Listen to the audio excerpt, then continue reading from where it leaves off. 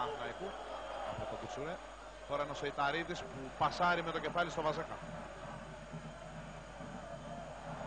Βαζέχα από την κόντρα ο Λουτσιάνο. Υποφελείται και κάνει ένα έξοχο τακουνάκι ο Αλεξανδρής. Πάτσα με το 1-0 και το πραγματοποιεί. Το γκολ από τον Αλέκο Αλεξανδρή στο 5ο λεπτό του αγώνα.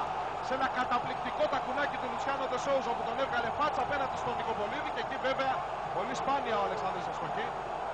Ο δεύτερος εν ενεργεία σκόρερ όλων των εποχών στην εθνική κατηγορία. Πίσω από τον άλλο που είναι και αυτό στο γήπεδο Βαζέχα. Και αρχηγός του Ολυμπιακού σήμερα είναι αυτός που κάνει το 0-1. Να λοιπόν το πολυπόθητο γκολ για τον Ολυμπιακό από τον Αλέκο Αλεξανδρή.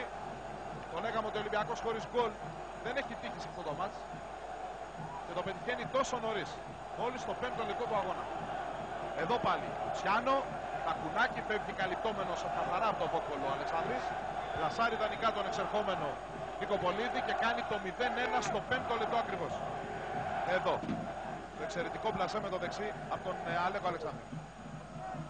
Βλάοβιτς. Παναθηναϊκός που τώρα βέβαια δεν θέλει τον γκολ για να φύγει το άγχος, αλλά για να ξαναμπεί στην διεκδίκηση της πρόκρισης. Πάω τώρα για τον Ολυμπιακό που πήρε ο Νιάδης. Πολύ ωραίο ξεκίνημα σε αυτά τα πρώτα 9 λεπτά στο τέρμι. Μπάλα πάνω κάτω με προσπάθειες και από τους δύο και ένα γκολ βέβαια τόσο νωρίς και μάλιστα το φιλοξενούμενο. Λουτσιάνο παίρνει πολλά μέτρα φόρα, για να δούμε. Καταπληκτικό γκολ του Λουτσιάνο. Ο Βραζιλιάνος είναι αυτός που βάζει τη σφραγίδα του στο ξεκίνημα του μεγάλου ντέρμπι. Αφού κάνει το εκπληκτικό τακουνάκι στο 5 και δίνει έτοιμο γκολ στον Αλεξανδρή στο 9 και ραυνοβολεί τον Νικοπολίδη, στέλνοντας την μπάλα στο αριστερό γάμα της εστίας του με έναν αριστερό κεραυνό. Από τα γκολ του σπάνια βλέπουμε. Επιτρέψτε μου να πω ότι ήμουν έτοιμος να χαρακτηρίσω τρελή την απόφαση του Λουτσιάνο να πάρει τόσα μέτρα φόρα για να σουτάρει από εκεί απευθείας το φάουλ. Εδώ είναι ο Λουτσιάνο. Ένα εκπληκτικό γκολ για να γίνει το 0-2 λοιπόν. Κοιτάξτε εδώ το σουτ με το αριστερό. Η φοβερή τροχιά της μπάλας ακουμπάει και στο οριζόντιο δοκάρι. Εκεί δεν πιάνεται βέβαια. Ούτε μία ευθύνη του Νικοπολίδη. Πάλι αυτό το γκολ που πρέπει να είναι από τα 40 μέτρα περίπου. Τρομερό γκολ. Απίστευτο γκολ φάουλ. Ο λόγος αμέσως στο Βαγγέλη Μελέκογλου έχουμε εξελίξει στην 11η του Παναθηναϊκού. Βαγγέλη, τι θα γίνει? Ναι, άμεση απάντηση θα είναι, η αντίδραση μάλλον ήταν άμεση από τον οπαδό. Το πέναλτι θα εκτελέσει ο σπεσιαλίστας, ο Άγγελος Βασινάς. Αποκρούει ο Ελευθερόπουλος εξ επαφής το γκολ για τον Παναθηναϊκό από τον Λιμπερόπουλο. Το γκολ για τον Παναθηναϊκό από τον Λιμπερόπουλο που πάντως είχε ξεκινήσει πολύ νωρίτερα και πήγε μες στη μεγάλη περιοχή και απεκόμισε και ο Φωσανή για το Σεταρίδη που έχει χώρο. Τώρα καλύπτει ο Ζελίας, Σεταρίδης. Συρτή σέντρα, περνάει η μπάλα, Βαζέκα στην περιοχή, σουτάρει. Νέα εκπληκτική επέμβαση, ο Βλάοβιτς, συγγνώμη. Όχι, ο Βαζέχα ήταν. Ο Βαζέχα ήταν. Το σουτ, το συρτό, το δεξί. Που εξουδετερός ο Ελευθερόπουλος. Και λέει όχι στην ισοφάριση στο 15ο λεπτό, στο 60 δηλαδή. Μεγάλη ευκαιρία για τον Παναθηναϊκό να φέρει το μάτι στα ίσια μισή ώρα πριν το τέλος. Και πάλι ο Βαζέχα που παίρνει από το λάθος του Γεωργάτου, που όμως εδώ διορθώνει. Ο Ελευθερόπουλος που όποτε χρειάστηκε, θα μου επιτρέψετε να πω ότι έδειξε την κλάση του. Σιωβάνι θέλει να βγάλει μέσα στην περιοχή, πέναλτι. Πέναλτι στον Πατσατζόγλου.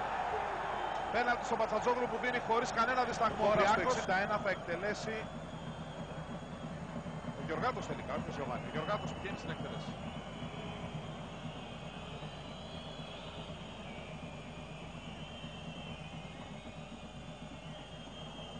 Κοιτάξτε πως περιμένουν οι δύο προπονητές.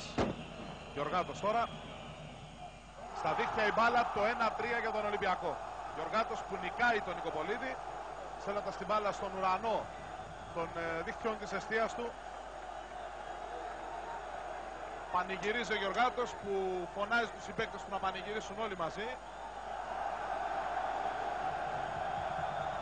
Και δείχνουν τις φανέλες στον κόσμο του Ολυμπιακού.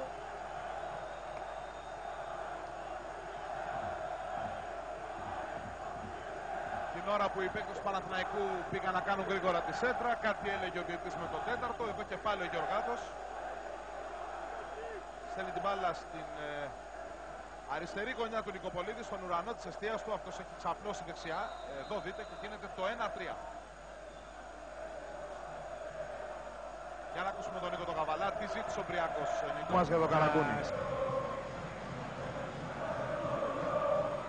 Πατσατζόγλου με τον Ινιάδη. Ο Ινιάδης που κάνει την κάθετη πολύ έξυπνη παλιά για τον Γιωβάνι. Πάτσα σε ένα ακόμη γκολ και θα το πραγματοποιήσει.